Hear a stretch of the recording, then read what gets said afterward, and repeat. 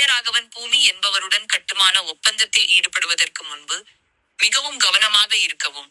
அவர் civil பொறியாளரோ அல்லது கட்டிடக்கலை நிபுணரோ அல்ல.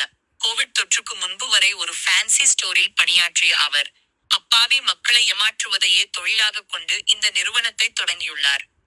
பயன்படுத்தப்படும் பெயர்கள்: Vijay builder by PRL construction by PRL filter.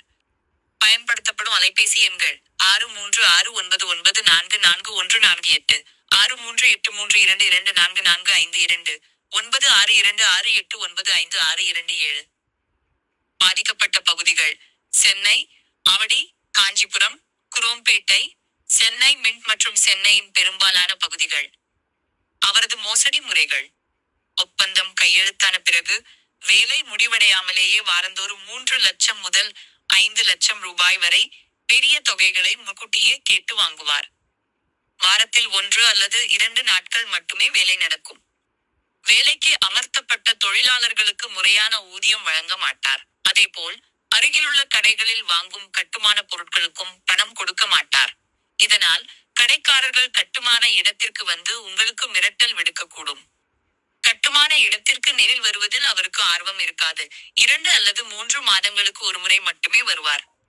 நீங்கள் தொடர்பு கொண்டு கேட்டால் வேலை நடக்கும் என்று பொய் சொல்வார். அவர் திருவண்ணாமலையில் இருப்பதால் உங்கள் வீட்டை கட்டுவதில் அவருக்கு எந்த ஆர்வமும் இல்லை. உங்கள் பணத்தை பறித்துவிட்டு தலைமறைவாவதில் மட்டுமே அவர் குறியாக உள்ளார். கசப்பான அனுபவம்: எனது கட்டுமான பணியை முடிப்பதற்கு 1.7 ஆண்டுகளுக்கும் மேலாக போராடி வருகிறேன். அவர் எனது பணத்தை சுரண்டிவிட்டு வேலையை பாதியிலேயே கைவிட்டு சென்று விட்டார். இப்போது நான் என்ன செய்வது என்று தெரியாமல் தவிக்கிறேன்.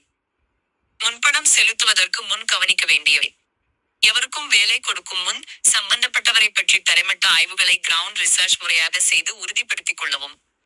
முடிந்த மற்றும் நடைபெற்று வரும் கட்டுமான இடங்களை நேரில் பார்வையிடவும். முந்தைய வாடிக்கையாளர்களிடம் நேரடியாக பேசவும். அனைத்து ஒப்பந்தங்களையும் முறையான ஆவணங்களுடன் எழுத்துப்பூர்வமாக வைத்துக் கொள்ளவும். PRL பில்டர், விஜய் பில்டர் மற்றும் தெர்மோகோல் ஹவுஸ் கட்டுமானம் தொடர்பாக மிகவும் எச்சரிக்கையாக இருங்கள். மற்றவர்கள் ஏமாறாமல் இருக்க எனது அனுபவத்தை பகிர்ந்து கொள்கிறேன். விழிப்புணர்வுடன் இருங்கள்.